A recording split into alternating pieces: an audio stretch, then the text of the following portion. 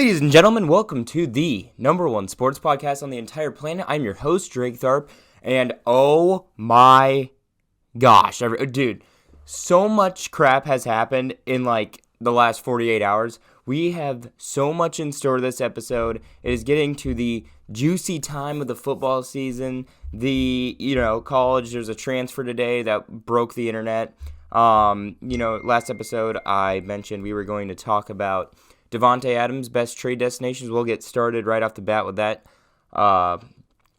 right there. And then we'll jump into the Super Bowl. I'll give my opinion on the Super Bowl matchup, what led to those two teams being in the Super Bowl.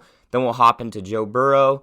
We'll hop next to Tom Brady, the transfer Caleb Williams, Jim Harbaugh, and then we have a bombshell NFL lawsuit from Brian Flores to end the episode. Let's jump into the show, everybody. Devonta Adams, he is I think he's a free agent. He wants big money. And there's a few teams here. There's three teams that I could see very well going after him besides the Packers. I see re-signing as being it's 50-50 on re-signing right now. I really think it depends on if Rodgers goes. I feel like they're a package deal. Most definitely not staying in Green Bay if Rodgers leaves. That's what I'm saying. But these are the three best destinations for Devonta Adams. Number one, I got the Raiders. I think they may not be the best destination, but I could most likely see them. They have a weak receiving core besides Hunter Renfrow. They have Waller, but they need one more weapon to be a sure-packed fire offense, especially in the AFC West. They got an all-around built team besides the receiver spot. Their defense, came up big in certain games. They have decent talent everywhere else except the receiver spot. Receivers, their most needed position. They have a good tailback. They have Derek Carr at quarterback. Good. They have a very decent offensive line. They have a good developing defensive front. They have a surefire cornerback in Nate Hobbs. They have a young up-and-coming defense, and they just need a surefire receiver who's not a route runner, but someone you can rely on if you throw up a 50-50 ball. I feel like Hunter Renfrow is not that guy. Darren Waller, not really, that kind of receiver. He's a tight end, so you got to have that surefire receiver. Raiders, I really like them here. Next, I got the Broncos. Package deal with Rodgers. This is where I see the situationalness of Devonta Adams going to the Broncos. I see a situation where there's a package deal with Aaron Rodgers and Devonta Adams, a little sign-and-trade action, swap for Jerry Jeudy, send Jerry Jeudy to the Packers, or Cortland Sutton, one of those two young guys who can even out the package with Rodgers and Adams. Situationally, I could see the Broncos being, the heavy favorite here. It makes a lot of sense trade-wise, and they have the goods for the Packers to make a decent offer for Aaron Rodgers. And I think Devonta Adams would be a part of that, since Adams is clearly not going to stay if Rodgers leaves. That's kind of, the overall consensus right now. Adams wants to be Rodgers' main guy. So I could definitely see the Broncos in a package deal, situationally. Now, the Ravens, another great fit. Very promising offense. We know they have weapons. Same kind of deal with the Raiders. They have a good route runner like Marquise Brown. Very good tight end in Mark Andrews. I feel like they have a more put-together team than the Raiders do, especially locationally. I've been on this topic numerous times. The Vegas is not a good spot for good players. But I think Devonta Adams has a good head on his shoulders. I don't think, he'll go out and lose his life to gambling or whatever goes on in Vegas. Sin City, But they need another weapon besides Lamar Jackson and a good route runner that could complement Marquise Brown and Mark Andrews. They drafted Rashad Bateman, receiver from Minnesota. We haven't seen, huge flashes from the guy. We see the potential, but right now they could use a surefire guy like Devonta Adams. And I feel like that would propel them to the Super Bowl level. It's been Josh Allen versus Patrick Mahomes the last 2 years mainly, and now you add Joe Burrow to the mix, give Lamar Jackson one more great receiver, and he's, you got the four horsemen of the AFC probably battling it out for the next 10 years if the Ravens can complete this. Someone argued Lamar Jackson's a better quarterback than Josh Allen. Someone argued that, he's a top 3 quarterback in the AFC. Definitely see that, and I would definitely help his case if he had a threat like Devonta Adams. Those are the 3 best destinations, I believe, for Devonta Adams. One of the best, probably the best route runner in the NFL, without a doubt. If it brings Chad Johnson to tears, I would say you're the best route runner in the league. Anywho, let's talk about the Super Bowl. Let's address the elephant in the room right now. Okay, Bengals. What the hell are they doing here? Rams, you didn't really expect it, but you knew they had a Super Bowl caliber team. So the Rams, not really a surprise, but it's like, wow. Tom Brady's not in the Super Bowl. Patrick Mahomes isn't in the Super Bowl. This is weird. And now you have 2 guys who damn well deserve a ring. Matthew Stafford, probably more so than Joe Burrow. But if I'm not the only person to say that I'm surprised, I would be surprised. Sorry if that was a brain mess up. But wow, this Super Bowl I love it. I personally love, everything that's about it. You have 2 quarterbacks of teams who have a chance to solidify themselves with a ring on their finger, proving that they're elite. I mean, obviously, if you win a Super Bowl, you're elite, right? You'd think so. An elite quarterback winning the Super Bowl. Probably Joe Flacco, last guy I can remember that was the guy that won a Super Bowl and didn't stay elite years after. He was elite that year, but it's been a while since an elite quarterback wasn't the main reason for the Super Bowl. Let's say that. I think Joe Burrow has like a chance to do something a lot of people haven't done. Joe Burrow has taken the league by storm. He has a chance, listen to this, he has a chance to become a Heisman winner, a national champion, and a Super Bowl winner. Also, only 2 quarterbacks have won the national title, and the 2 starting quarterbacks have won the national title and Super Bowl, Joe Montana and Joe Namath. I get 2 things out of this. First of all, if you want a successful athletic son, name him Joe. Second of all, the year gap between Joe Montana and Joe Burrow, absolutely insane. Second of all, the Bengals, being the team that they are, haven't had success with any other quarterback. To see that Joe Burrow propelling this team to the Super Bowl within 2 years is absolutely ridiculous. New face of the league? Question mark? Possibly. I could see it.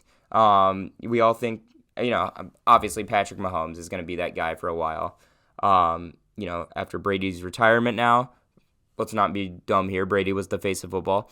But now you have challenges in the AFC. Now it's not surefire Chiefs. I think Patrick's the guy right now, but it's going to take a minute for him to earn that spot. Tom Brady, he had nearly three separate three-peats in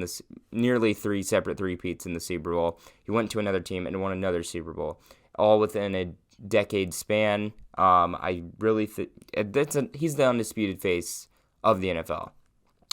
He was when he was in the league. Anywho, so he has a chance to become a Heisman winner, national champion, and Super Bowl winner. Only a select few of guys have done that, and only 2 quarterbacks. It's surprising to see that only 2 quarterbacks have won starting quarterbacks have won the national title and Super Bowl. Now, here's where my next point lies.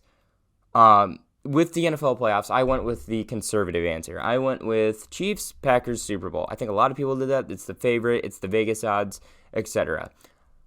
Teams like that who have propelled themselves into the first place spot, like the Packers and Chiefs, for instance, they end up playing as if they have to protect something. And if you see teams playing as if they have to protect something rather than they have nothing to lose, that's when it gets really dangerous. Point A, we have the 2007 Patriots. 16-0 record. Lost to the Giants in the Super Bowl. They were protecting their undefeated record.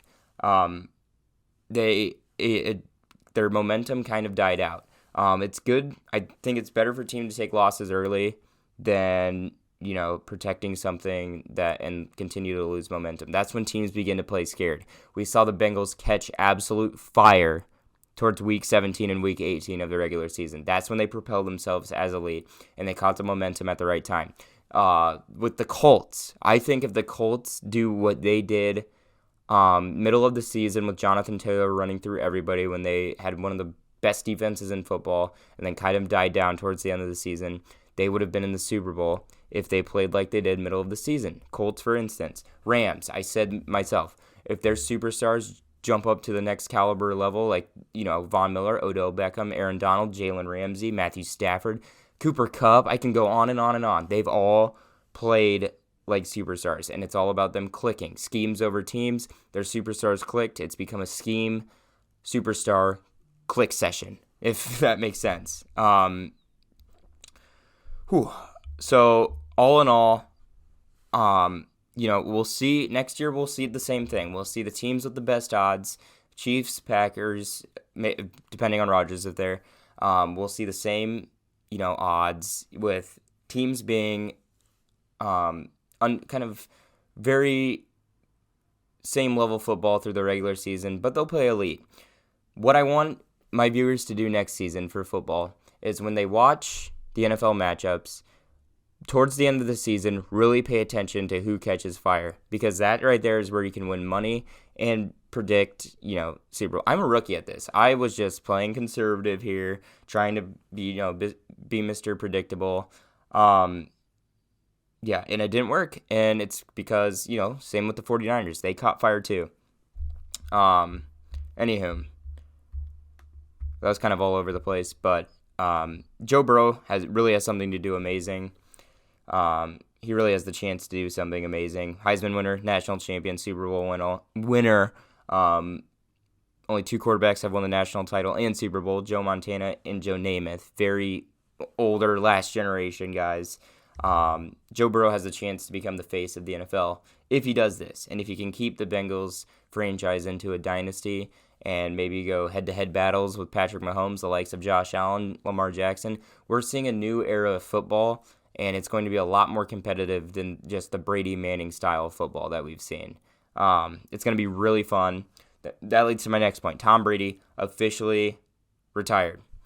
This right here opens the door for a lot of new QBs to make their mark as the face of the NFL.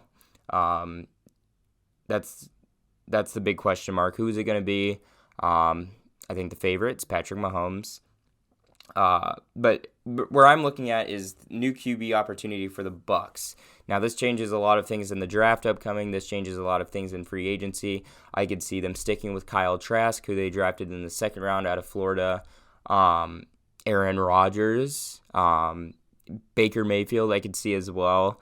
The Bucs have a very well put together team that was built around Tom Brady. Now a lot of those guys are sitting in the dust. Probably a lot of them will leave too. I guarantee you Gronk retires. I guarantee you Chris Godwin leaves.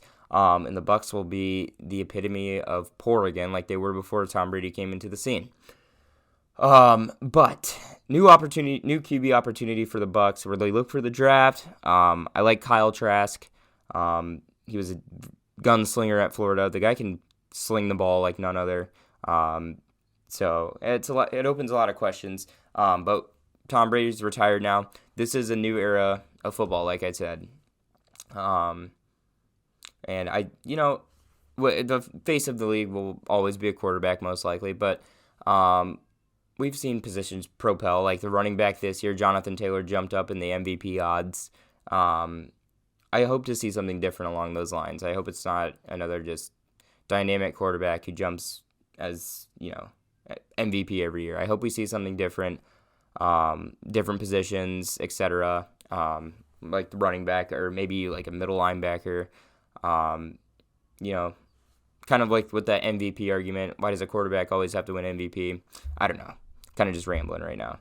Anywho, let's jump to the college side of the gridiron. Caleb Williams, Heisman favorites, most likely. Headed to USC, broke the news this morning. This opens up a whole web of recruits for USC, and it wouldn't be crazy if they were in a Power 5 conference like the SEC or ACC. They are in the Pac-12. Pac-12 hasn't had crazy success in the college football playoffs. Oregon's time in the Pac-12, that was the last time they were relevant. This could turn the tide offensively to make USC a recruiting powerhouse in the NCAA. It adds a competitive nature to the Pac-12, and at this point, get ready for the downfall of Oklahoma. If they pick up somebody new at coach and just takes them off, that would surprise me. How will Oklahoma recover? Anywho, like I was saying, they haven't had difficulties finding quarterback talent with Lincoln Riley. Now, whoever their new head coach is going to be, I don't know if they picked one up. I haven't looked at that. I don't see a bounce back from this, at least for a while, from Oklahoma. The Big 12 will now belong to Oklahoma State and or Baylor. The Big Oklahoma, they're done for a while at least. It's going to be crazy seeing a competitive nature to the Pac-12. We see the normal conferences, Big 12, SEC, conferences, that we've seen for a while, and Big 10. You'll see something new here with the Pac-12, and I like it. I really think it gives Caleb Williams a better chance, first of all, for the NFL draft under Lincoln Riley. He's produced numerous NFL quarterbacks, Kyler Murray, Baker Mayfield, etc. We know how good he can develop those quarterbacks, and it ups Caleb Williams' odds as a top 10 pick. Heisman favorite, gives him a better offensive scheme. I like the choice for the kid. He's smart. It'll open a whole web of recruits, like I said before. Good choice, Caleb Williams. Hats off. Anywho, Jim Harbaugh. Vikings are on the call for him. He is possibly the next Vikings head coach. We've seen he's shown a ton of interest in coaching for them. Reports have he's unhappy with Michigan's the way they've been running, the whole coaching deal. He's not the happiest right now with the Michigan administration.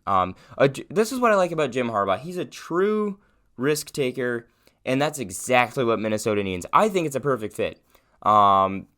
As a Bears fan, I won't be happy if he gets hired by the Vikings because I really think he'll push the Vikings to that next tier level if he's there. Because listen, when he and the whole Colin Kaepernick thing, when 2012 Alex Smith was benched, Colin Kaepernick jumps into the mix and becomes a starting QB. Very high-risk decision, especially when the 49ers were on the verge of making the playoffs. To make a QB change at that point in time was a huge risk. And they made the Super Bowl. They did. He's a very scheme-oriented guy. I think he's a good risk taker on the field and game plan decision-making. I really think it'll work out if he is the next coach of Minnesota. They possibly need a more mobile QB. We know Harbaugh knows how to coach those. Hence Colin Kaepernick. Hence college formations with the option, etc. They know everything there is to running with a mobile QB, and that might be what Minnesota needs. Someone to pull the trigger on a QB change in Minnesota. Kirk Cousins, very good stat guy, but he doesn't take huge risks. He's a stat guy right now, and I think Harbaugh is the guy they need to make a risk for Minnesota. More on this next week. Anywho, main event of the show, just breaking a lot of news today. Not a lot of huge takes, but Brian Flores, former Dolphins head coach, bombshell lawsuit on the NFL regarding racial discrimination within the hiring process for the head coach. This all broke because, listen to this, Bill Belichick. So this started in with the Giants. The Giants had fired Joe Judge, got him out of there. They're about to hire a new guy, and the new guy was going to be Brian DeBoll. Now, Bill Belichick sends a text accidentally to Brian Flores thinking it's Brian DeBoll saying, "Hey, congratulations on the new job. I heard that they're going with you." This is before any announcement of a head coaching change. Now, Brian Flores still has an interview with the Giants as scheduled for the next day, as Belichick is sending these congratulations text accidentally to Brian Flores. I know, it's a whole soap opera right now, but Brian Flores is on the case right now. He should have been hired by now. He shouldn't have been fired in the first place. That's absolutely ridiculous. He was a great head coach, turned the Dolphins around, won 7 or 8 straight games with them, and he turned that team around from when they were in 2019, from where they were the next year when they went 11-5, brought Tua Tagovailoa in. They had a very competitive defense, decent receiving core. He turned this team around like that, and he had kind of an average season this year, but there's growing pains within a rebuilding organization, and especially when you can win 7 or 8 games, you're not a bad team. And I give 90% of that to Brian Flores. He turned this team around. Should have been hired by now by at least somebody who's rebuilding. And he has a very good case here. It's very suspicious. I'm not going to give my opinion in on this because of, racial discrimination, sensitive topic. I'm not going to give a psychoanalysis on why it's racist or why it's not. I don't have an opinion on it yet. It is kind of fishy, though. I will say it's fishy that Flores is not hired right now, and he obviously should have been. And if all this is true, if there was racial discrimination within the organization, go on Brian Flores. And first of all, it's a huge risk to do this because you're not going to get hired again if you're suing the NFL. You obviously have a special talent to coach football, and to adapt change within the league. That's giving up your special talent of coaching to give change within the league. Hats off to you, sir. I really wished, like my Bears, I wanted them to hire Brian Flores. They need somebody to develop Justin Fields. They need someone to go about their rebuild. We were awful last year. Brian Flores was probably the top head coaching candidate going into this offseason with all the firings that happened. Everyone was surprised when he was fired. So we'll see with all of that. We'll probably get some more info on this in the upcoming days. But yeah, that was the breaking news about 2 hours ago. There's a lot of stuff that went on throughout the morning. My phone's probably still blowing up right now. Yeah, can you guys see that? Yeah, my phone's blowing up. There's a lot more notifications this morning, but anywho, that'll conclude the episode. Thank you everybody for watching. I'm gonna have a vlog coming out most likely this Friday, and this coming out obviously today, Wednesday, and yeah, next episode I plan on doing an NBA GOAT talk. That's going to be the big main event of the show. I'm going to give my top 10 NBA players of all time. I didn't do really any NBA today, but next episode is going to be a big kind of take episode rather than me just listing off sports news, kind of like today's episode was. I gave a few opinions, but it was mostly all just, hey, this happened. And I don't like doing that. I want to go more in depth. So next episode, stay tuned. It's going to be a good one. Stay tuned for Friday. There's going to be a vlog out. A lot of things are happening with the channel. I'm still working on a website, still working on merch. Everything is going to go as planned. So, thank you for watching my Drake's Corner-ers, and I will see you guys next Wednesday. Peace.